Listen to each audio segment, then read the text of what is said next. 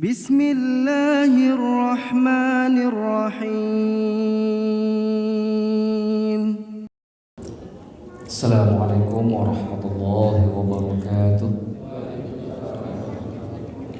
Alhamdulillah, salatu wassalamu ala rasulillah wa ala alihi wa ashabihi wa mawalah. Ashhadu an la ilaha illallah wahdahu la syarika lah, wa ashhadu anna Muhammadan abduhu wa rasuluhu la nabiyya ba'dah. Allahumma salli wa sallim wa barik ala Muhammadin wa ala alihi wa ashabihi ajma'in. Rabbi shrah li sadri wa yassir li amri wa hlul 'uqdatam min lisani yafqahu qawli, amma ba'd. Hadirin yang dimuliakan oleh Allah Subhanahu wa taala, insyaallah pada malam ini kita akan melanjutkan pembahasan kita dari minggu yang sebelumnya. Kita masih membahas terkait dengan beberapa hal penting terkait dengan makna dari ibadah zakat. Yang pertama, ada 8 yang disebutkan oleh Imam Al-Ghazali di dalam kitabnya. Yang pertama yaitu terkait dengan pemahaman kewajiban zakat. Lalu kemudian dikaitkan bukan hanya saja dari dimensi hukum, tapi juga terkait dengan zat yang mewajibkan zakat itu sendiri, yaitu Allah Subhanahu wa taala. Dan ini sudah kita jelaskan pada pertemuan kita yang sebelumnya, di mana kemudian dari pembahasan ini nanti muncullah 3 golongan, di mana 3 golongan ini seluruhnya adalah golongan-golongan yang baik dengan 3 tingkatan yang berbeda. Yang pertama adalah kelompok yang tidak pernah menyimpan harta dalam kondisi yang banyak, bahkan sering sekali mereka menghabiskan harta seluruhnya di jalan Allah, seperti kelompoknya para sahabat Rasulullah SAW, sebagaimana kisah Abu Bakar yang sudah kita sebutkan. Kemudian kelompok di bawahnya ada kelompok orang-orang tabi'in dan orang-orang soleh, yang apabila mereka sudah memenuhi kebutuhannya, maka harta yang lebih dari tangannya akan digunakan untuk kepentingan kaum muslimin. Mereka juga tidak pernah menyimpan hartanya dengan banyak. Kemudian kelompok yang terakhir, yang ketiga, ini kelompok yang sudah atau yang sering sekali kita lihat di zaman kita sekarang ini, kelompok yang hanya menafkahkan hartanya di jalan Allah hanya terbatas kepada yang wajib-wajib saja. Jadi kalau zakat dalam 1 tahun itu kewajibannya 2,5%, 2,5% itu saja yang dilaksanakan, tidak lebih dari itu. Tapi pada hakikatnya ketiga kelompok ini sama-sama baik, meskipun memiliki tingkatan yang berbeda. Nah, dari sisi ini kemudian kita paham bahwa dimensi kewajiban zakat yang pertama ini berkaitan dengan tauhid. Semakin besar keyakinan kita kepada Allah, semakin besar pula keinginan kita untuk menginfakkan harta kepada di jalan Allah. Semakin lemah keyakinan kita kepada Allah, semakin berkuranglah semangat dan motivasi yang kita miliki untuk menafkahkan harta kita di jalan Allah. Karena ini berbicara dari aspek tauhid. Nah, terkait dengan pemahaman kewajiban zakat ini sendiri, selain dari yang sudah kita bahas, yaitu aspek tauhid, masih ada 2 aspek lainnya yang ditekankan oleh Imam Al-Ghazali yang insya Allah akan coba kita bahas malam ini, di mana disebutkan oleh beliau di dalam kitab Ihya Ulumuddin sebagai berikut. Al-ma'na tsani, adapun makna yang kedua, at-tathiru, penyucian diri, min sifatil bukhli, dari sifat kikir. Fa innahu minal muhlakat, karena sifat kikir atau bakhil tersebut merupakan bagian dari sifat-sifat yang merusak. Jadi aspek kenapa diwajibkannya zakat dan kita sebagai hamba Allah melaksanakannya untuk melepaskan diri dari sifat kikir. Sifat kikir itu muncul karena ada ego yang kemudian lahir pada diri kita dengan sebuah keyakinan bahwa apa yang kita cari sepenuhnya milik kita. Karena merasa bahwa harta yang kita dapatkan sepenuhnya milik kita, maka kemudian kita merasa tidak ada hak siapapun yang boleh mengambilnya dari kita. Sehingga muncullah sifat penguasaan terhadap harta secara berlebihan. Muncul dua sifat. Yang pertama sifat bakhil, kikir, pelit. Apalagi medit ya, sama semua itu. Itu adik kakak itu semuanya itu. Satu keluarga, satu ayah, satu ibu itu semuanya. Gara-gara sifat bakhil ini, lalu muncul sifat yang kedua. Apa sifat yang kedua? Tamak. Kalau bakhil itu sifat yang kita tidak menginginkan, ada harta yang keluar atau lepas dari diri kita. Tamak itu adalah pengumpulan harta secara berlebihan tanpa mengikuti aturan yang benar untuk kemudian ada bersama kita. Jadi bakhil menahan tidak keluar, tamak menuntut supaya terus bertambah. Saking tamaknya, dia tidak memperhatikan rambu-rambu. Semua diterobos. Sikut kiri, sikut kanan, nginjak orang, nonjok orang, itu hal yang biasa dia lakukan. Kenapa? Ketika berkumpulnya dua sifat, bakhil dan tamak. Maka orang yang bakhil dan tamak, ibadahnya tidak pernah benar. Karena pengabdian yang dia miliki itu bukan kepada Allah dan akhirat, tapi murni kepada hawa nafsu dan dunia. Orang seperti ini dinasehati pun sulit sekali menerimanya. Sering sekali orang yang terbuai dengan materialis seperti ini, yang mempunyai sifat materialis seperti ini, itu ketika dinasihatkan itu seperti kata orang masuk telinga kanan, keluar telinga kiri. Jadi nggak pernah netap, hanya sekedar lewat. Ada juga yang mengatakan masih syukur Ustadz lewat. Ada yang membal, begitu masuk telinga kanan langsung keluar lagi, nggak masuk. Kenapa? Karena hatinya mengeras. Qasat qulubuhum, hatinya mengeras. Maka ibadah zakat itu selain makna tauhid yang kemarin kita bahas sampai dengan 2 pertemuan, itu juga dalam rangka untuk mensucikan seseorang dari sifat kikir ini, supaya dia tidak menjadi budak hawa nafsu, budak harta, budak dunia, tapi menjadi budaknya Allah. Inilah maksud dari pentingnya ibadah zakat itu. Orang yang tidak memahami makna ini, dia akan berat untuk mengeluarkan zakat. Setiap sekali diserukan untuk supaya mengeluarkan zakat, dia akan berubah menjadi kaum atau kelompok-kelompok yang menolaknya atau kurang peduli.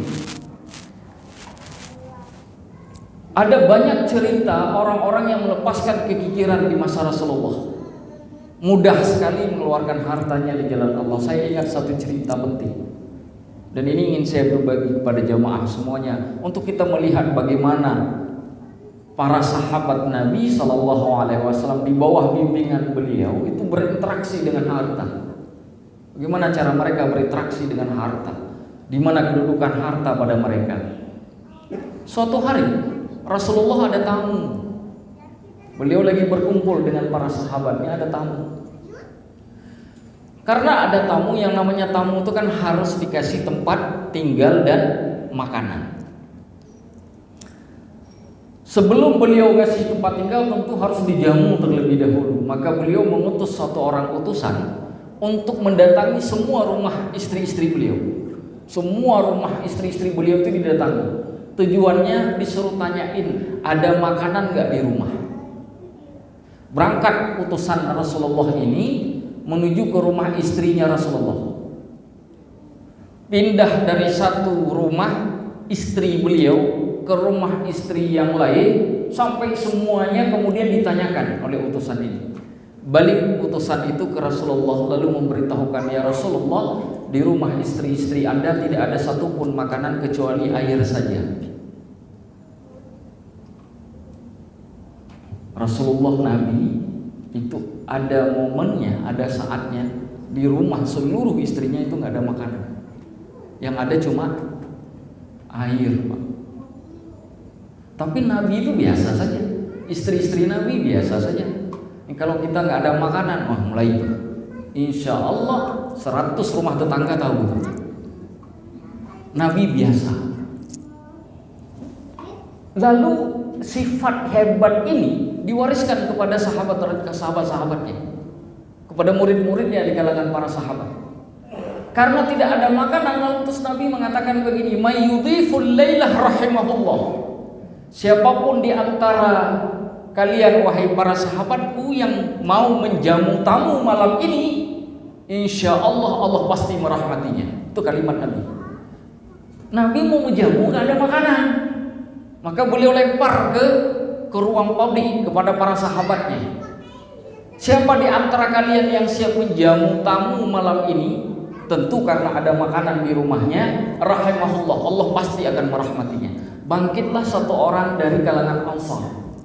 Ansar itu sahabat Rasulullah yang berasal dari kota Madinah. Kalau Muhajirin itu sahabat Rasulullah yang datang dari kota Makkah. Bangkit satu orang dari sahabat Rasulullah, menyatakan kesiapannya menjamu hamba Allah itu, yang tadinya menjadi tamu Nabi. Bangkit, namanya Abu Talhah. Diambillah tamu ini oleh Abu Talhah, dibawa ke rumah, sekalian ngasih tempat tinggal. Jadi ngejamunya di rumah Abu Talhah. Sesampainya di rumah, Abu Talhah tanya ke istri, ada makanan tidak?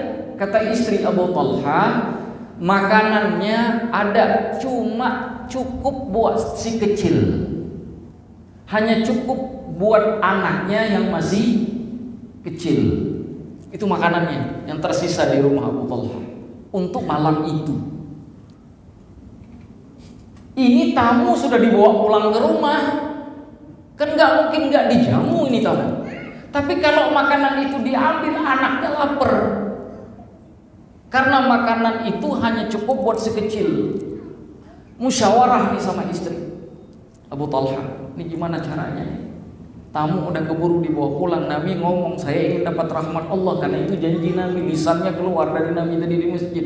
Saya sudah keburu nih bawa tamunya ke rumah. Tempat tidur ada, makan belum. Masa tamunya dikasih tempat tidur terus disuruh puasa sampai subuh? Kan kira-kira begitu bahasanya. Ini bagaimana? Kata istrinya, begini saja Bang, ini bahasa kita nih, begini saja, kita matikan lampu. Kita matikan lampu, makanan si kecil tadi dimasukkan ke satu wadah, ke satu tempat, letakkan di depan tamu, kita duduk agak berjauhan, matikan lampu. Untuk apa matikan lampu? Biar tamunya nggak tahu kalau kita nggak makan. Jadi kalau duduk gelap-gelapan, tamunya makan, mikir tamu, kita juga makan di dalam gelap. Itu kata istrinya. Sepakatlah, suami istri ini sepakat. Tamunya masuk, suruh duduk, makanan si kecil tadi punya anak kecil, anaknya oleh Abu Talhah diambil, diletakkan di atas piring, lalu disuguhkan ke tamu. Lampu dimatikan. Abu Talhah dengan istri duduk tidak jauh dari tamunya. Tamu ngirain Abu Talhah ikut makan, padahal Abu Talhah dan istrinya tidak makan karena nggak ada makanan. Disebutkan dalam riwayat itu, anak Abu Talhah sampai tertidur dalam kondisi lapar, anak kecilnya itu. Jangankan Abu Talhah dan istri, anak yang kecilnya tidur dalam kondisi lapar. Esok pagi ketemulah Abu Talhah dengan Rasulullah. Nabi begitu melihat Abu Talhah kayak kita di sini, terbuka pintu masuk langsung senyum Nabi.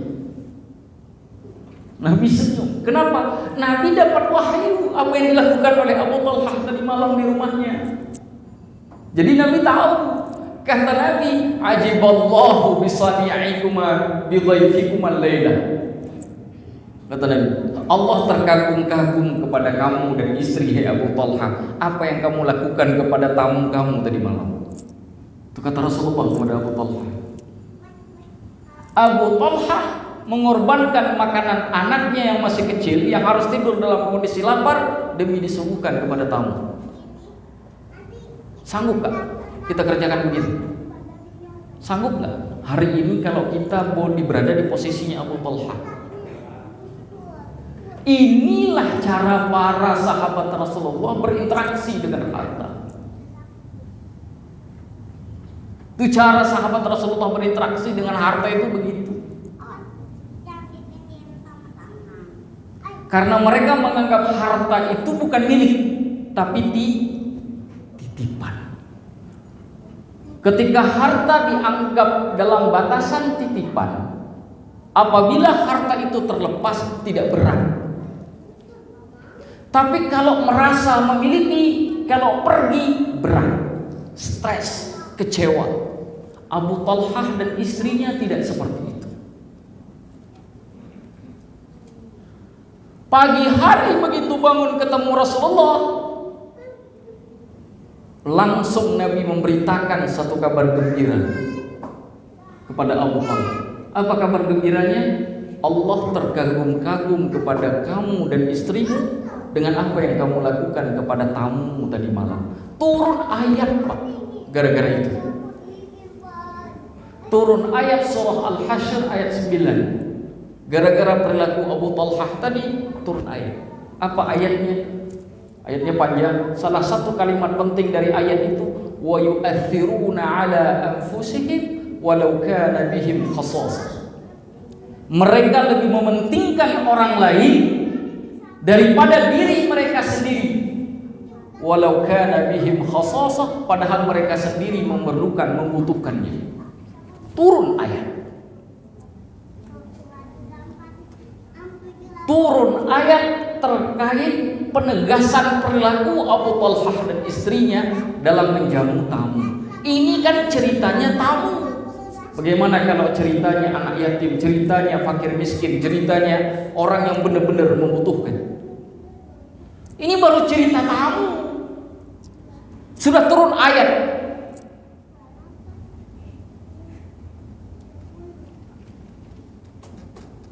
Kenapa menjadi mudah sekali bagi orang seperti Abu Talhah untuk melakukan apa yang harus dilakukannya? Karena tadi beliau tersebut dirinya sudah terlepas dari sifat kikir, pelit. Sudah lepas. Jadi hakikat zakat itu untuk melepaskan kaum muslimin hamba Allah dari sifat kikir itu. Itu makna keduanya. Sebentar lagi kurban, Pak. Sebentar lagi kurban. Ini pertaruhannya besar.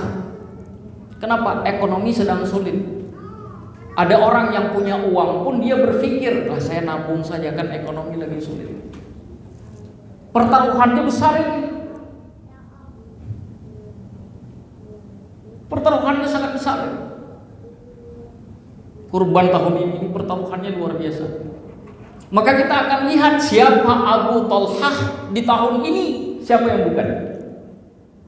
Akan jelas di mata Allah siapa yang Abu Talhah, siapa yang bukan. Bagi yang mampu tentunya. Kalau bagi yang tidak mampu kan memang tidak mungkin dan juga tidak diwajibkan oleh Allah. Tapi bagi yang mampu ini pertaruhan. Melepaskan hartanya demi Allah dan Rasul, atau menyimpan di depositonya dengan mengikuti logikanya. Ini pertaruhannya. Tapi kalau pakai ilmunya Abu Talhah yang menyebabkan Allah menurunkan ayat Al-Quran,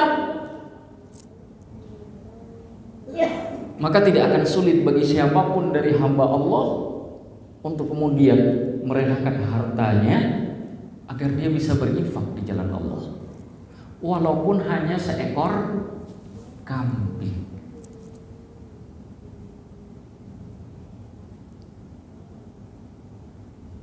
Lalu disebutkan oleh Imam Al-Ghazali di sini,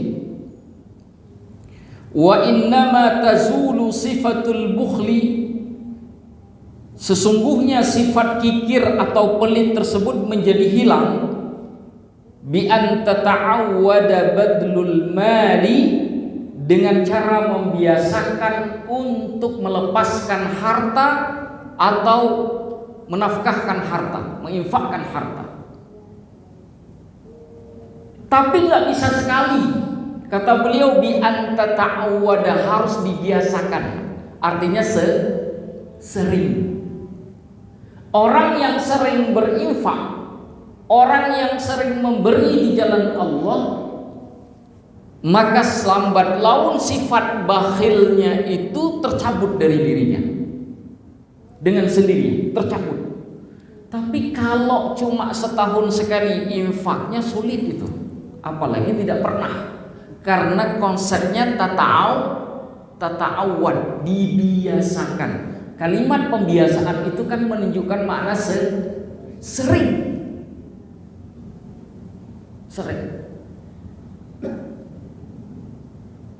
Makanya Bapak kalau punya rezeki berlebih nih, kalau misalkan naik motor pergi kemana, sisain tuh di satu kantong, atau ada 2 kantong, di sini kayak 5.000, di sini 5.000. Temu orang perlu ambil 5.000. Dan jalan lagi ketemu lagi, ambil lagi 5.000. Kalau mau. Begitu caranya. Terus menerus dilakukan, lama-lama nggak cinta lagi tuh sama harta. Harta hanya dipandang hanya sebagai wasilah perantaraan saja, tidak lebih dari itu. Dia tidak selamanya menjadi tujuan. Tujuannya adalah Allah. Orang yang masih terikat dengan harta, hatinya tidak pernah bisa 100% ke Allah. Sedikit berkurang, gundah gulana. Tidur nggak enak, makan nggak enak, semua serba nggak enak. Kenapa? Karena dia butuh harta, tapi dia tidak butuh Allah. Tapi bagi orang yang tidak terikat dengan harta, dia tahu bahwa harta itu Allah yang memberikan. Yang saya butuhkan Allah, bukan harta. Ketika saya butuh Allah, harta akan datang pada saat penting, pada saat diperlukan. Tapi jika saya penting harta, maka belum tentu Allahnya akan kita dapatkan. Itu konsep. Maka harus dibiasakan. Fahubbu syai'i la yanqati'u, maka kecintaan terhadap sesuatu tidaklah terputus, illa biqahrin nafsi, kecuali memaksakan diri, ala mufaraqatihi, untuk berpisah dengan yang dicintai itu. Kecintaan kita terhadap sesuatu itu tidak akan pernah hilang, tidak akan pernah pudar, tidak akan pernah putus, selama kita belum memaksakan diri untuk berpisah dengan yang kita cintai itu. Makanya ada orang misalkan cari satu pekerjaan yang memang sudah didamba-dambakannya, begitu sudah terwujud pulang ke rumah stres, pusing. Kenapa? Karena dia terikat dengan hal itu. Rasa cintanya kepada hal itu sangat kuat.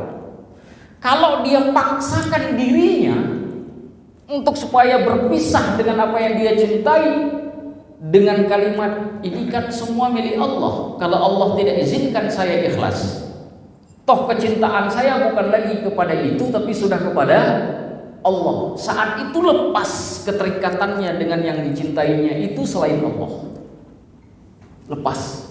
Maka satu, kalau ingin lepas dari sifat bakhil, biasakan untuk menginfakkan harta di jalan Allah. Itu teori yang pertama. Yang kedua, paksa diri kita untuk melakukan hal tersebut. Paksa. Kita butuh kebiasaan. Kata orang Melayu, Allah bisa karena biasa. paksa. Nanti kalau sudah terbiasa, sudah bahkan nggak pakai ngelihat, Pak, nggak pakai ngelihat. Kenapa? Sudah tidak terikat lagi dengan harta. Tapi keterikatannya itu dengan yang memberikan harta.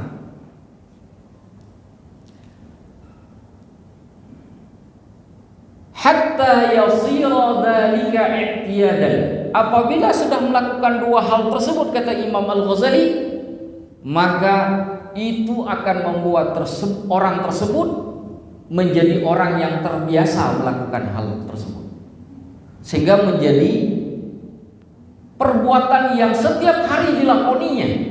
Kenapa? Sudah jadi kebiasaan. Jadi bahkan kalau orang sudah terbiasa seperti itu, Pak, kalau satu hari saja nggak nyifat kita harga dalam Allah, itu perasaan ada sesuatu yang kurang. Nah, ini sudah cakep nih. Aduh, saya hari ini belum ada yang saya kasih. Belum ada nih yang walaupun cuma 5.000, belum ada yang saya kasih. Dia jadi nggak tenang tuh. Kayak orang laki-laki belum ngopi pagi. Jadi nggak tenang, aduh belum ngopi, gimana cari kopi ini. Begitulah kira-kira. Kenapa? Karena itu sudah rutin dia lakukan, sudah jadi kebiasaan. Sesuatu yang sudah menjadi kebiasaan itu nggak bisa ditinggalkan. Bapak-bapak, kalau dalam ilmu psikologi itu ada biasanya tuh ada waktu 3 hari gitu. Kalau kita lakukan sesuatu 3 hari secara rutin itu akan berlanjut. Contoh misalkan begadang nih. Ada orang yang nggak suka begadang, suruh begadang aja 3 hari, 3 malam aja begadang. Insya Allah malam keempat jadi kebiasaan itu, nggak bisa tidur tuh malam keempat. Kenapa? Karena sudah terbiasa. Begitu juga yang biasa begadang paksa 3 malam ini tidur, insya Allah malam keempat keikutan tuh, masih udah jam 9 udah ngantuk. Kenapa? Kebiasaan, paksa. Makanya kenapa bulan Ramadan hari pertama itu lebih capek, Pak? Ya kan? Hari pertama itu lebih capek. Kenapa? Karena badan kita itu belum tata'awwad, belum terbiasa. Ini tiba-tiba nggak masuk makanan dari pagi sampai maghrib, nggak terbiasa. Selama ini masuk terus. Udah setahun nih masuk terus dari pagi sampai sore. Tiba-tiba disuruh tahan, badan nggak terbiasa. Tapi coba begitu sudah masuk hari keempat, hari kelima, hari keenam, udah enteng. Udah enteng. Di kampung-kampung, Pak, itu anak muda puasa, sorenya ada main bola. Lah, puasa main bola, Pak. Tapi seru main puasa pertama, nggak ada yang sanggup. Kenapa? Belum terbiasa. Kami di pondok pesantren dulu, bulan puasa begitu sore sambil nunggu mandi sore sama buka puasa, itu kami olahraga, main voli, bulan puasa, Pak. Main voli, main bulu tangkis, main tenis meja. Tetap masih ada olahraganya tetap. Bulan puasa. Loh kok nggak capek? Karena badan sudah terbiasa, tata'awwad. Nah, begitu juga dengan tema yang kita bahas. Faz-zakatu bihadzal ma'na, maka zakat dari sisi makna ini tukhratun, penyucian. Nah, kalau ada yang bertanya, apa makna zakat? Makna zakat itu penyucian. Apa yang disucikan? Hati dari sifat bakhil, pelit, kikir. Kalau hatinya sudah disucikan, yang lain insya Allah ikut suci. Harta-hartanya juga ikut suci. Karena yang pertama sekali harus dicuci bukan hartanya, tapi orang yang punya harta. Karena objek perbuatan, objek hukum itu bukan harta, tapi kita. Kita kan yang dibebankan hukum oleh Allah. Kita kan yang jadi objek, Allah kan subjeknya. Begitu. Ai tutahhiru sahibaha min khubthil bukhlil muhlik. Maksudnya adalah zakat itu mensucikan orang yang mengeluarkannya dari kotoran kikir, pelit yang merusak. Wa innama taharatuhu, sesungguhnya penyuciannya, kesuciannya tersebut biqadri badlihi wa biqadri farhihi, itu diukur sejauh mana dia mengeluarkan hartanya dan sejauh mana dia senang mengeluarkan harta tersebut, baru dia suci. Ada orang ngasih tapi berat, Ini nggak ngasih, teman di samping udah ngasih, saya nggak ngasih. Saya padahal jabatannya lebih tinggi saya dari dia. Ini yang di bawah saya aja ngasih, masa saya nggak ngasih? Tapi dia nggak seneng. Jadi ukuran penyucian Allah itu kata Imam Al-Ghazali biqadri badlihi wa biqadri farhahi. Sebesar mana Anda menyumbang, sebesar mana Anda memberikan infak di jalan Allah, dan sebesar mana rasa senang itu muncul pada saat mengeluarkan. Itu yang harus dicatat.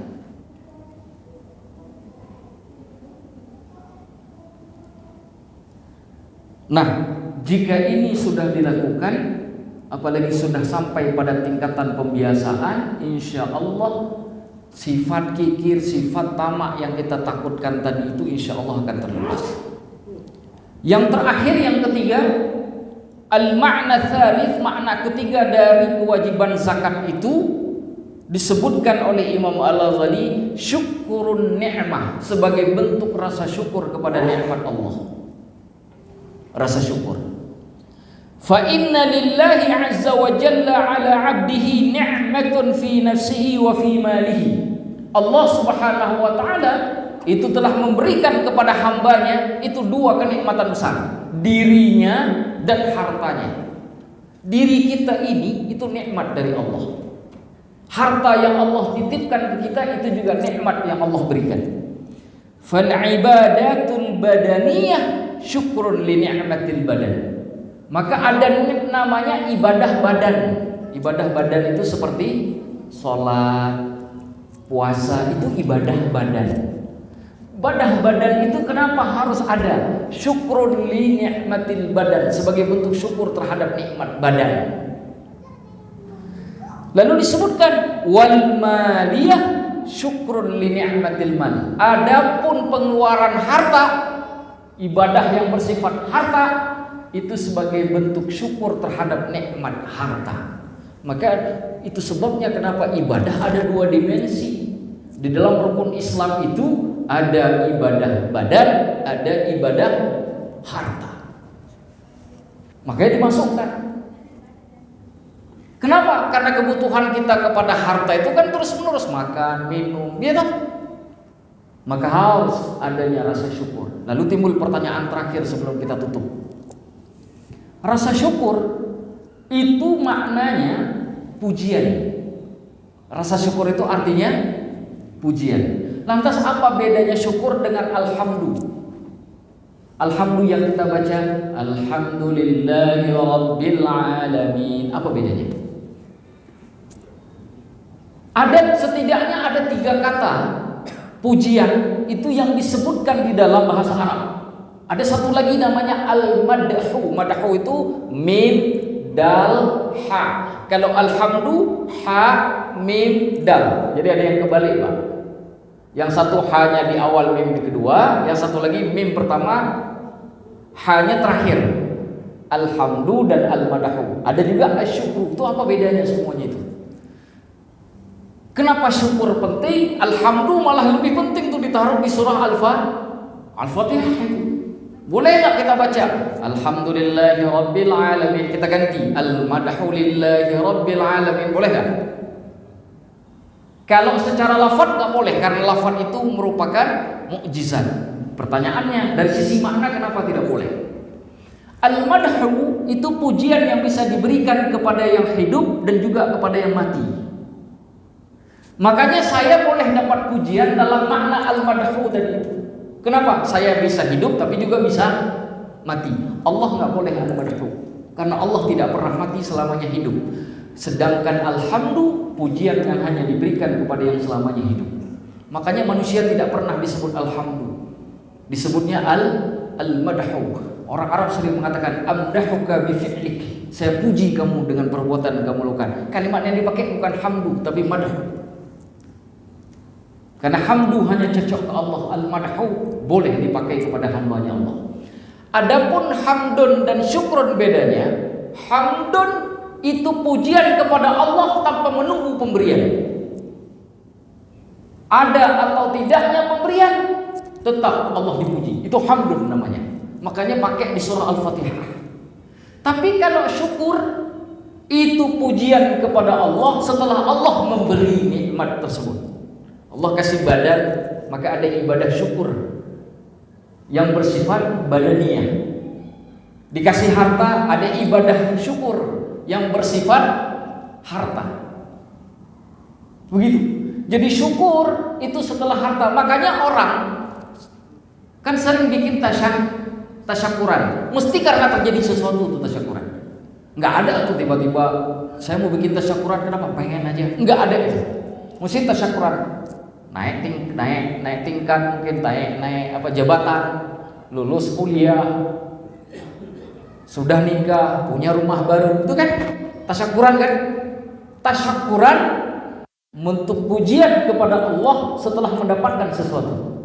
Sedangkan alhamdulillah, dapat atau tidak dapat itu mengikat. Makanya kenapa tidak dipakai kata syukur? Nanti kalau dipakai kata syukur pada Al-Fatihah, orang muji Allah ketika dapat. Kalau betul Allah nggak kasih apa-apa, bahkan dikasih sakit, dia nggak lagi puji kepada Allah. Makanya dibutuhkan alhamdulillah. Dikasih nggak dikasih tetap memuji Allah. Nah, itulah 3 makna dari pemahaman kewajiban zakat yang insya Allah sudah selesai kita bahas dari poin yang pertama. Tinggal insya Allah kalau pertemuan selanjutnya kita akan bahas poin kedua, di mana dipahami dari 3 aspek. Pertama dari aspek akidah, yang kedua dari aspek penyucian diri dari sifat kikir, dan yang ketiga sebagai makna syukur terhadap nikmat yang telah Allah berikan. Itulah hakikat daripada zakat. Berapa lama lagi Pak waktunya? Berapa? 3 menit. Mungkin ada satu pertanyaan. Silakan Pak. Pada dasarnya manusia ini senang dari fitnah dari Allah. Gimana Pak? Manusia hampir semuanya fitnah dari Allah dia senang sekali. Tapi kalau kita ingat pada Allah, mungkin kita tidak senang. Begini Pak, Allah menciptakan kebaikan. Yang difitnahkan berupa anak dan harta. Semua orang senang dengan harta dan anak ya. Kalau tidak kita bilang biasain, second sedang. Iya, paham. Fitnah itu di dalam bahasa Arab itu 2 maknanya Pak. Dia bersifat positif juga bisa bersifat negatif. Makanya fitnah di dalam bahasa Arab maknanya adalah ujian, cobaan.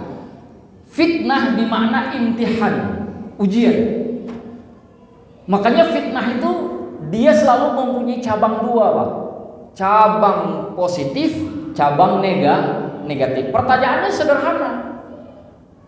Beda dengan fitnah bahasa Indonesia. Kalau fitnah bahasa Indonesia itu nggak ada positif-positifnya, semuanya negatif, betul. Bahasa Arab nggak begitu Pak fitnah. Fitnah dalam bahasa Arab cabangnya 2, bisa positif, bisa. Anak dan harta yang Allah berikan itu nggak mesti harus kemudian hina. Yang hina itu bagaimana kita memperlakukan nikmat Allah itu yang membuat kita hina. Jadi kalau orang berhasil mendidik anaknya dengan baik, menafkahkan harta yang Allah titipkan di jalan Allah, maka akan berakhir di titik positif. Sebaliknya, maka akan berakhir di titik negatif. Jadi fitnah di dalam bahasa Arab tidaklah artinya murni negatif. Meskipun orang Arab juga sering menggunakan kata fitnah di dalam makna negatif. Makanya ketika Allah mengatakan wa'lamu annama amwalukum wa auladukum fitnah, ketahuilah bahwa harta bunda anak-anakmu itu fitnah, maka itu mempunyai 2 cabang Pak. Cabang positif, cabang negatif. Tuntutannya apa? Yang tadi itu, tauhid, penyucian diri dari kekikiran, yang kedua syukur terhadap nikmat Allah. Insya Allah yang kita bicarakan atau yang Bapak tanyakan tadi bisa berakhir di titik yang positif. Wallahu a'lam bishawab. Saya kira itu saja satu pertanyaan karena kita setelah ini akan melakukan sholat Isya.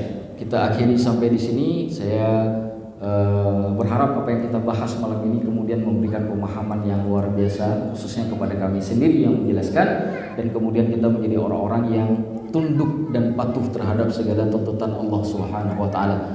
Saya akhiri, hadanallahu wa iyyakum ajma'in. Aqulu qawli hadza wa astaghfirullahal azim. Wassalamualaikum warahmatullahi wabarakatuh.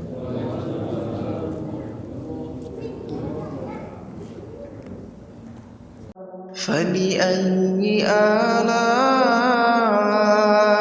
ربكما تكذبان